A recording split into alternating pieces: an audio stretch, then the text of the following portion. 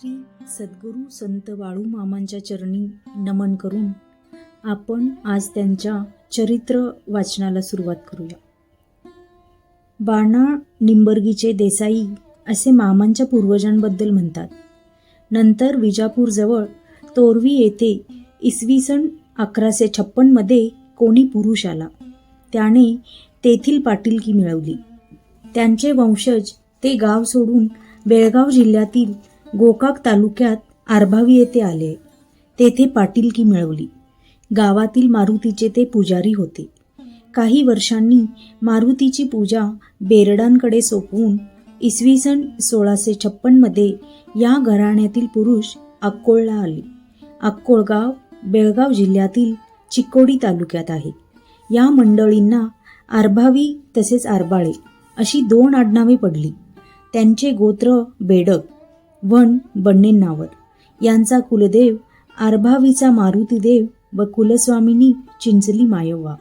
मूळ पुरुष बेरगुंडी देसाईपासून बाळू मामापर्यंतची वंशावळ उपलब्ध झालेली आहे. श्री मायाप्पा आरभावे यांच्या पत्नी सत्यव्वा. सौ सत्यव्वा म्हणजे संत बाळू मामांची आई. ती भाविक होती. तिचे माहेर आप्पाची वाडी. आप्पाची वाडी हे छोटे गाव कागल निप्पाणी या राष्ट्रीय महामार्गावर पश्चिमेकडे 2 किलोमीटर अंतरावर असून ते कर्नाटकात आहे. हाल सिद्धनाथ नामक एका प्रसिद्ध योगी पुरुषांचे ते जागृत क्षेत्र म्हणून त्या भागात प्रसिद्ध आहे. माहेर गावीच हाल सिद्धनाथ असल्याने सत्यव्वाची या दैवतावर मोठी निष्ठा होती. सत्यव्वा पूर्ण शाकाहारी असून विठ्ठलावरही तिची भक्ती होती. ती एकादशी व्रत करत असे. त्या दिवशी ती अत्यल्प फराळ करी. निष्काम कर्मयोगी मायाप्पा व पतिव्रता सत्यव्वा यांच्या पोटी जन्म घेणाऱ्या मुलाची योग्यता त्यांनाही ठाऊक नव्हती. शके 1814 मध्ये अश्विन महिन्यात पहिली शुद्ध एकादशी झाली. सत्यव्वाचा उपवास होता. अहोरात्र भजन नामस्मरण तिला घडले होते. दुसऱ्या दिवशी द्वादशी होती. सर्वांची जेवणे झाली. सत्यव्वाचेही जेवण झाले. ती तृप्त होती. सोमवारचा दिवस होता. दुपारी 4:23 सहज सुखरूपपणे ती प्रसूत झाली. मुलगा झाला. विशेष म्हणजे जन्मतः शांत व आनंदी असा चेहरा असलेला हा मुलगा पुढे प्रख्यात सत्पुरुष होणार हे साध्या भोळ्या अशा त्या धनगर कुटुंबाला कसे बरे कळावे. सिद्ध पुरुष मातेच्या उदरातून जगात प्रकट होताच हसत असतात असे शास्त्रात म्हटले आहे. पुत्ररत्न लाभामुळे माता पित्यांना मोठा आनंद झाला. सर्वत्र साखर वाटण्यात आली. बारशाचा समारंभ झाला व मुलांचे नाव बाळाप्पा असे ठेवले. बाळाप्पा सदृढ प्रकृतीचा होता. याचे खाण्यापिण्याकडे फारसे लक्ष नसे. तो हट्टी नव्हता. त्याचा मोठा भाऊ भैरू. बाळाप्पाचा स्वभाव सर्वसामान्य मुलाहून वेगळा होता.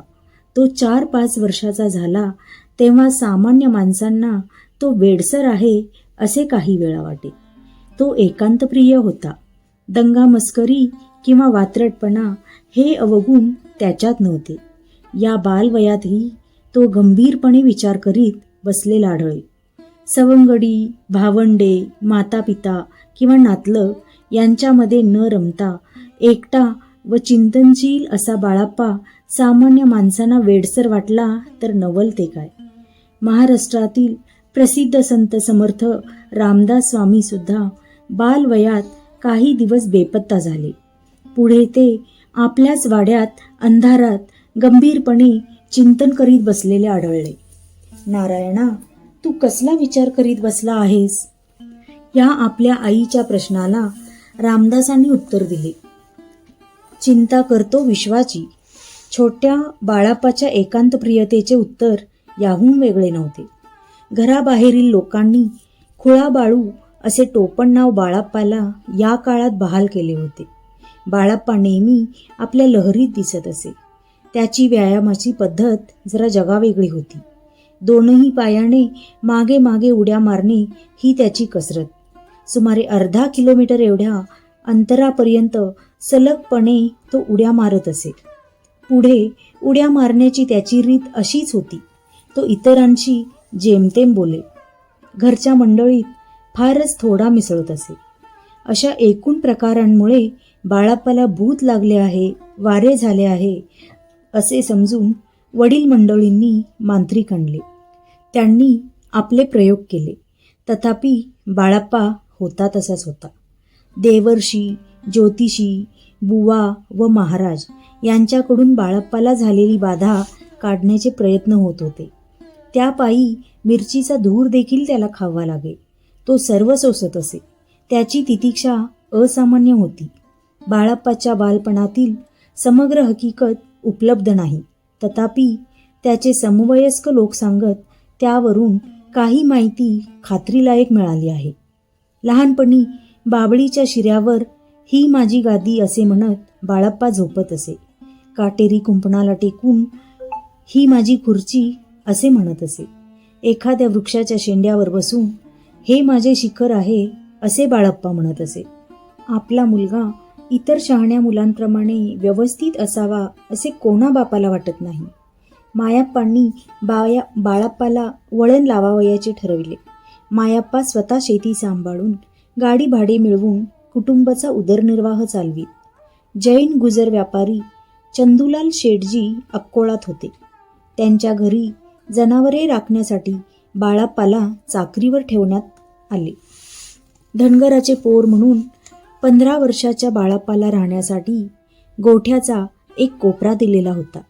त्याला जेवण्यासाठी एक थाळी व पाण्यासाठी तांब्या दिला होता. त्या थाळीला एक छिद्र पडले होते. ती थाळी व तांब्या बाळाप्पा घासून पुसून लकलकीत ठेवीत असे. त्या वस्तू एका कोणाड्यात ठेवलेल्या असत. रात्रीची वेळ होती. दिवसभर दमलेला बाळाप्पा झोपला होता. शेठजीची आई काही कारणासाठी गोठ्यात गेली. तिला एक नवलपूर्ण दृश्य दिसले. गोठ्यात दिवा नसूनही लख्ख प्रकाश पडला होता. त्या प्रकाशाचा उगम थाळीच्या छिद्रातून एखाद्या बॅटरीप्रमाणे असल्याचे जाणवत होते. त्या प्रकाश झोतात त्या बाईला त्यांच्या बस्तीचे म्हणजे जैन मंदिराचे दर्शन झाले. ती थाळी सामान्य वस्तू नाही अशी तिची भावना झाली. तिने ती थाळी व तांब्या अतिपवित्र वस्तू मानून आपल्या देवघरात पूजेसाठी ठेवल्या. बाळू मामांना दुसरी थाळी दिली. ते मामांना आवडले नाही. मामा ते काम सोडून घरी आले. योगायोग असा की थाळी पूजेत ठेवल्यापासून शेठजींची व्यापारामध्ये भरभराट होत चालली. बाळाप्पाचा मोठा भाऊ भैरू व लहान भाऊ भीमप्पा. बाळाप्पा चाकरीवरून घरी परतला त्यावेळी भैरूचे लग्न झाले होते. तो 7वी पर्यंत शिकला होता. कपडे शिवण्याचा व्यवसाय त्याने सुरू केला होता. आता बाळाप्पाच्या लग्नाचा नंबर होता. त्याचे वडील म्हणत, एकदा बाळूचे लग्न केले म्हणजे मी काळजीतून मोकळा होईन. लग्नानंतर बाळू सुधारेल, मग कदाचित व्यवस्थित प्रपंच करेल. म्हणूनच आपल्या बाळूला ते लग्नाबद्दल विचारत. बाळू सुमारे 20 वर्षे वयाचा असावा. बाळू, तुझे लग्न करूया? या वाक्याला उत्तर म्हणून बाळू म्हणे, माझ्यासारख्यांची लग्ने सुखकारक होत नसतात. माझे लग्न नको. वडिलांनी आग्रह केल्यावर बाळू म्हणे, मी लग्न करणार नाही म्हणजे नाही. पण बाळूचे कोण ऐकणार? बराच वादविवाद झाल्यावर बाळू रुईचंदूरला गेला. 1-2 महिन्यांनी आई वडील तेथे गेले. बाळूला अक्कोळात घरी आणले. आपली आज्ञा जुमानत नाही यास्तव गाव चावडीमध्ये बाळूला नेऊन मार दिला. बरीच भीती दाखवली.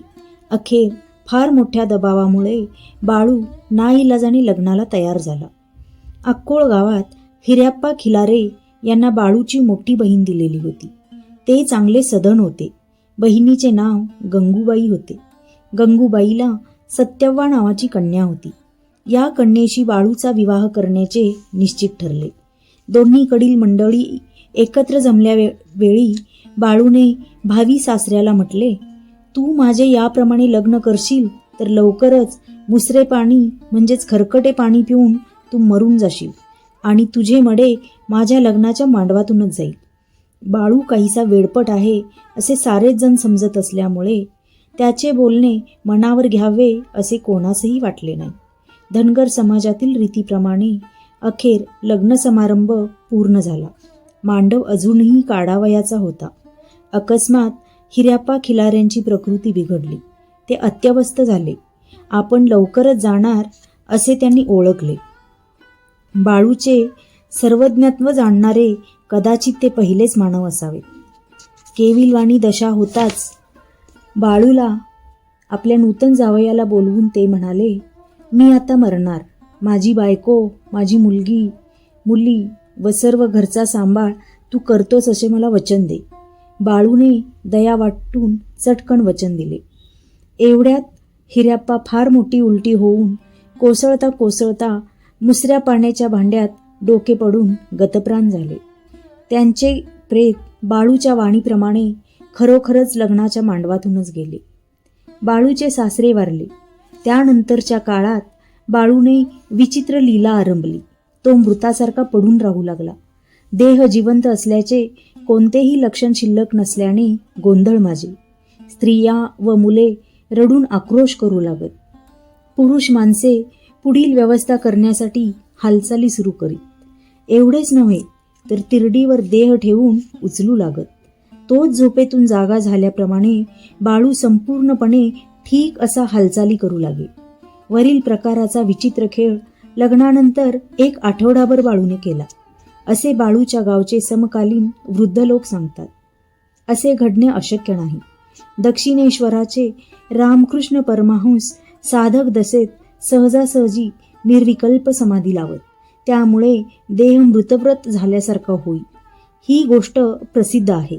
रामकृष्ण आपल्या खेडेगावी गेल्यावेळी तिकडच्या भागात लोकांमध्ये रामकृष्णांसंबंधी अफवा पसरली होती. एक माणूस कामार कुकुरचा केव्हाही मरतो व केव्हाही जिवंत होतो. योगी आपल्या अभ्यासामुळे सहजासहजी आपले मन आत्मरूप समरस करतो. तेव्हा त्याचे मन आनंदमय अवस्थेत असते. स्वतःचे शरीर व इतर जग यांच्याशी मनाचा काहीही संबंध नसतो. ही स्थिती झोप किंवा जागेपण किंवा स्वप्न किंवा बेशुद्धपणा यापेक्षा एकदम वेगळी असते. भक्तिशास्त्रात या स्थितीला समाधी म्हणतात. सामान्य माणसांना परमार्थाचे सूक्ष्म ज्ञान नसल्यामुळे त्यांना योग्याचे शरीर प्रेत आहे असे वाटते. स्वामी विवेकानंदांना प्रथमच निर्विकल्प समाधी लागली तेव्हा नरेंद्र मरण पावला आहे असे इतरांना वाटले होते. बाळू मामांच्या चरित्रातील ही घटना साफ खोटी आहे असे म्हणणे म्हणजे मोठा अविचार होईल. मामा जन्मसिद्ध योगी असल्याने योग सामर्थ्याने ते काहीही अघटित करू शकत होते. काही दिवसानंतर बाळू इतर माणसांप्रमाणे थोडाफार व्यवस्थित राहू लागला. तेव्हा मायाप्पा म्हणाले, तुझ्या सासऱ्याची मेंढरे राखण करून तू सासूरवाडीतच राहा. मामांना हे पसंत नव्हते. ते नम्रपणे वडिलांना म्हणाले, मला लोकांच्या घरी कृपया पाठवू नका. पुढे मागे बाळू धनगराचे घर राजवाड्यासारखे होईल. ते पाहायला जग येईल. बाळूला वेडपट समजून त्याचे बोलणे कोणीही मनावर घेत नसे. पुढे एकदा मायाप्पा व बाळू शेतात बसले होते. आपली आज्ञा पाळून बाळूने सासूच्या घरी गेलेच पाहिजे असा मायाप्पांनी मोठा तगादा लावला. त्या क्षणी बाळूने त्या खळ्यातील तिवड्याला स्वतःच्या डोक्याने जोरदार धडक दिली. मी जातो असे सांगितले व सासूच्या म्हणजे बहिणीच्या घरी बकरी राखण्यासाठी गेले. या वेळेपर्यंत बाळप्पा, बाळू, खुळा बाळू वगैरे नावाने मामांना माणसे बोलावी. सासूच्या घरी तिचे 2 मुलगे व 2 मुली, त्यातील सत्यव्वा मामांची पत्नी आणि सासू एवढी माणसे होती. ती सर्वच मुले वयाने लहान होती. ती बाळूला मामा म्हणू लागली. तेव्हापासून बाळूला मामा हे नवीन नाव प्राप्त झाले. तेच नाव कायम झाले. सासूरवाडीत बकरी राखता राखता मामांनी स्वतःची बकरी करावीत असे ठरविले. आपल्या कुळाचा पारंपरिक व्यवसाय चालवावा हेच बरे असे त्यांना वाटले. आप्पाच्या वाडीचे आपले मामा श्री बोते यांच्याकडून प्रारंभी 5 बकरी मामांनी आणली. स्वतःच्या कमरेतील चांदीचा कडदोरा विकला. त्या रकमेतून 1 शेळी व 1 गाय खरेदी केली. मामांचे वय 33 होते. पावसाळ्याच्या प्रारंभी जमखंडी सावळगी गावाकडे बकरी घेऊन ते प्रवासाला निघाले होते. आई गावाबाहेरपर्यंत निरोप द्यावयास गेली होती. आईला मामा म्हणाले, तुझी अखेरचीच भेट. आईला बाळूचे बोलणे थोडे विचित्र वाटले. नंतर आषाढ महिना आला. आई आषाढी एकादशीला पंढरपूरला आली. तेथे कॉलरा जोरात होता. पालखीसारखी दुरून दिसणारी एक मिरवणूक समोरून आली. सत्यवाने देवाची पालखी समजून नमस्कार केला. बाजूच्या लोकांनी तिला सांगितले, लिंगायत पद्धतीने येत असलेली ती प्रेतयात्रा आहे. चंद्रभागेच्या स्नानानंतर पांडुरंगाचे दर्शन घेऊन सत्यवाने प्रार्थना केली, मला इथे मरण देऊ नकोस. गावाला जाते, यात्रेचे मावंदे करते, अन्नदान करते, देव परत पाठविते, मग मरण दे. सत्यवा अक्कोळात परत आली. मावंदे यथासांग झाले. सर्व माणसे जेवून गेली. स्वतः ती जेवली. नवरा शेतात गेला. सत्यव्याच्या मुलीचा मुलगा म्हणजे गंगूबाईचा मुलगा हुआप्पा 10 वर्षांचा होता. तो घरातच होता. सत्यव्वा भिंतीला टेकून उत्तरेकडे तोंड करून बसली. हात जोडून पांडुरंगाला म्हणाली, माझे सर्व काम संपले आहे, मला शांत कर. एवढे बोलली आणि ती देवाघरी गेली. हुआप्पा जवळच होता. त्यावेळी दुपारचे 2-3 वाजले असावेत. अक्कोळकडून निघाल्यावर मामा राधानगर तालुक्यातील कौलव व घोटवडे या गावांच्या परिसरात आले. आजची भोगावती फॅक्टरी तिकडेच आहे. रानात मामा बकरी राखत होते. काही कारणाने त्या दिवशी ते एकटे होते. त्याच रानात गुरे राखण्यासाठी काही तरुण मुली आलेल्या होत्या. मामांच्या पावन मनाची कल्पना त्यांना काय असणार. मामा जवान होते. भरदार शरीरयष्टी, देखणा चेहरा आणि तेजस्वी दृष्टी. यामुळे काही मुली देहभान विसरल्या. त्यांच्यात विकार निर्माण झाला. त्यांनी कामाचे चाळे सुरू केले. पण मामा अंतर्ज्ञानी होते. मुलींना धडा शिकवण्याचा त्यांचा बेत झाला. त्या सर्वांच्या अंगात मामांनी भूतांचा संचार करविला. त्या मुली तात्काळ एकमेकींच्या झिंजा उपडू लागल्या. बेफामपणे नाचू लागल्या. एकमेकींशी कुस्ती खेळू लागल्या. त्यांची फजिती पाहून मामा हसत होते. त्या सर्व मुलींच्या भोवती मामांनी रेषा आखून रिंगण तयार केले. त्यानंतर रिंगणातून एक मुलीला बाहेर काढून छडीने मारून संचार घालविला. शुद्धीवर येताच सर्व मुली आपापल्या घरी पळाल्या. या घटनेमुळे मामांच्या विशुद्ध आचरणाची सर्वत्र ख्याती पसरली. त्याचबरोबर भूते काढणारे मामा असे लोक म्हणू लागले. या जगात माणसाचे रूप धरून ईश्वर अवतरतो तेव्हा माणसाला आवश्यक ते शिष्टाचार तोही पाळतो. आई वडिलांची आज्ञा पाळणे, त्यांची सेवा करणे, सद्गुरूंना शरण जाणे, त्यांची आज्ञा पाळणे, त्यांची सेवा करणे, तीर्थयात्रा करणे, अशा प्रकारच्या क्रिया देवाला सुद्धा करून दाखवाव्या लागतात. बाळू मामा ऐन तारुण्यात होते. वय 20ही नव्हते. त्यांच्या पद्धतीनुसार बकरी घेऊन पावसाळ्यात ते कर्नाटक भागात गेले होते. तिकडे पाऊस फारच कमी झाला होता. श्रावण चालू असूनही रणरणते ऊन पडत होते. उगवतानाच पिके जळाली होती. मोठमोठ्या विहिरी कोरड्या पडल्या होत्या. दुष्काळाची भयानक चिन्हे जाणवत होती. कटकुळ नावाच्या खेड्याच्या शिवारात मामांची बकरी होती. फार तहानल्यामुळे हातात तांब्या घेऊन मामा आसपास एखादी विहीर आहे का ते पाहत होते. एक जुनी खोल पडकी विहीर त्यांना आढळली. तीत खोलवर पाणी होते. उतरणे धोक्याचे होते. परंतु तहान फारच तीव्र होती म्हणून मामा त्या विहिरीत उतरले. पाणी प्यायले. पाणी घेऊन वर येणे तर महाकठीण होते. मोठ्या सावधतेने कसे बसे ते वर आले. वर येऊन पाहतात तर 2 जटाधारी बैरागी उभे होते. वस्त्रे भगवी होती. ते म्हातारे पण तेजस्वी आणि बांधण्याने मजबूत होते. मामा समोर येताच बैरागी मामांना म्हणाले, बाळ, आम्ही तहानेने कासावी झालेलो आहोत. आम्हाला कोठे पाणीच मिळेना. तू आम्हाला प्यायला पाणी आणून देशील तर देव तुझे कल्याण करील.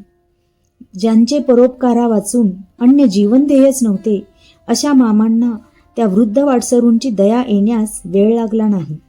त्यांना थांबावयास सांगून मामा त्या विहिरीत उतरले.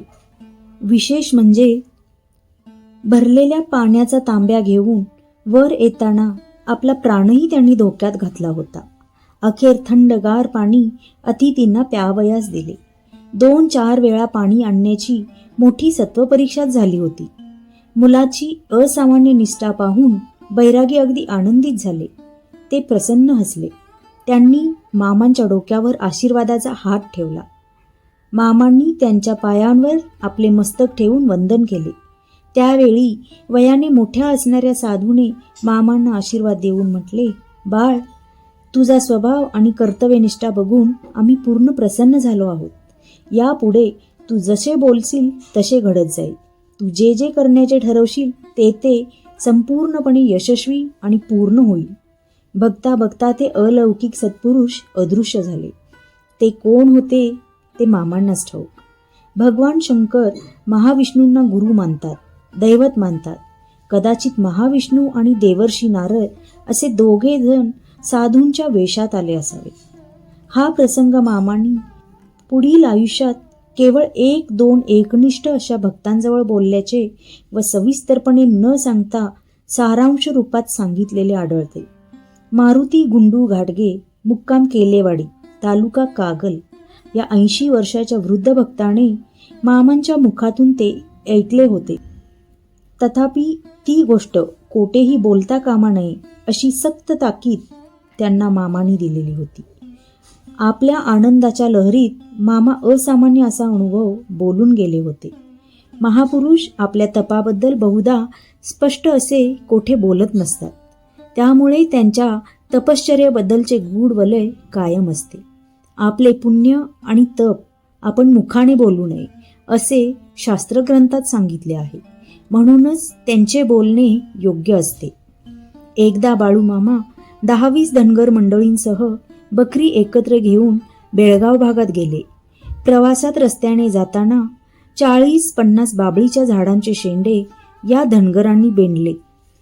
15 ते 20 किलोमीटर दूर बकरी गेली. संध्याकाळी त्या गावच्या शेतकऱ्यांनी बाबळीच्या झाडांची अवस्था पाहिली. बकऱ्यांच्या अनुरोधाने ते शेतकरी सूर्योदयापूर्वी या धनगर मंडळीजवळ आले. शेतकरी म्हणाले, आमची झाडे कोणी बेंडली? खरे बोलाल तर आम्ही गप्प राहू. तुम्ही झाडे बेंडली नसतील तर आमच्या गावच्या देवाचा अंगारा, तुमचा भंडारा व मेंढ्यांची लेंडी तुमच्यासमोर आम्ही ठेवतो. तुम्ही शपथेवर सांगा. सर्व बायका मुलांसह खरं बोला.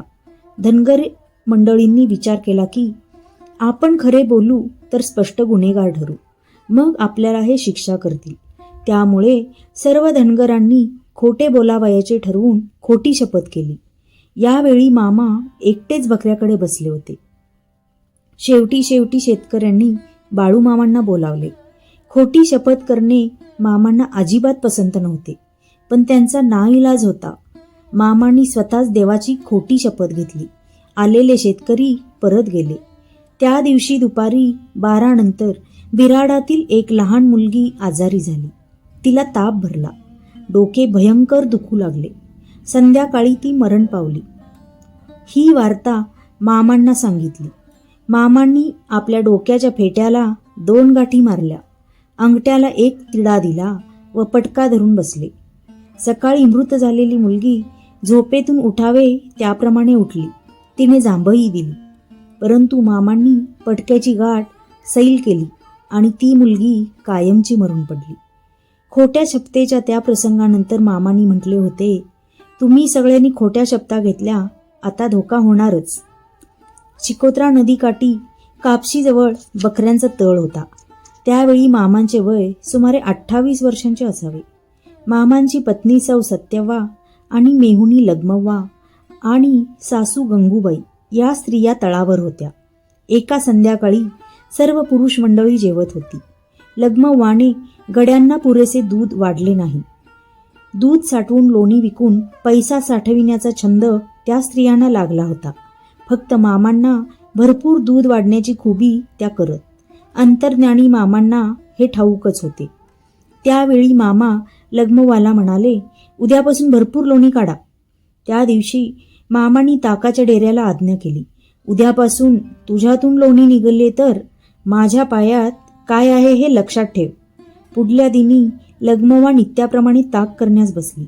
1 तास गेला, 2 तास गेले, 3 तास गेले, 4 तास झाले. मंथन चालूच होते. लोणी आलेच नाही. शेवटी कंटाळून दही घुसळणे बंद केले.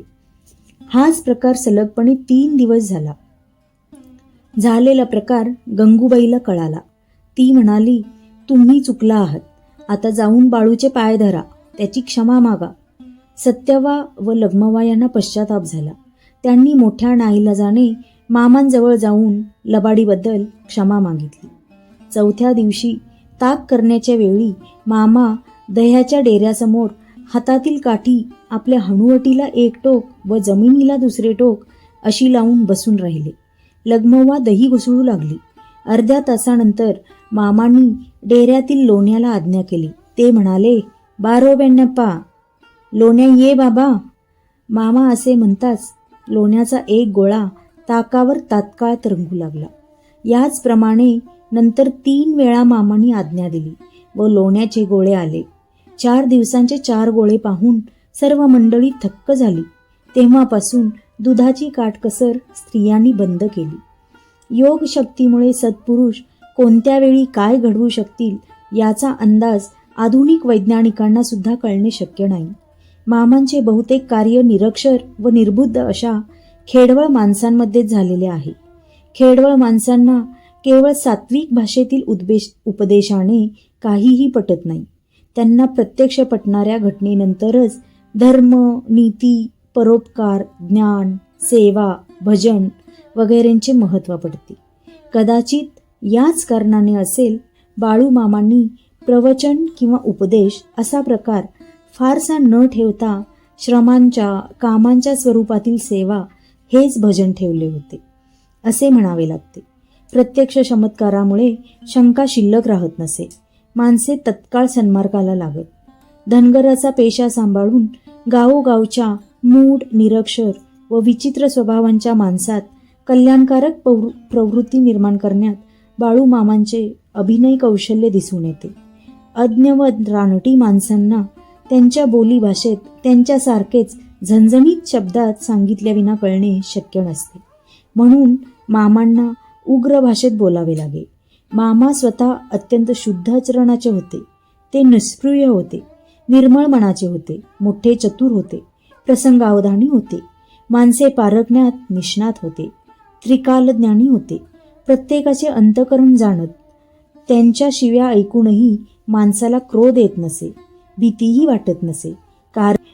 कारण ते आपली माऊलीच आहेत असा भाव त्यांच्यासमोर जाताच माणसात निर्माण होत असे. श्री सद्गुरू संत देवावतार बाळू मामाचरणी नम्र भावे लीन होऊन आज आपण इथेच थांबूया.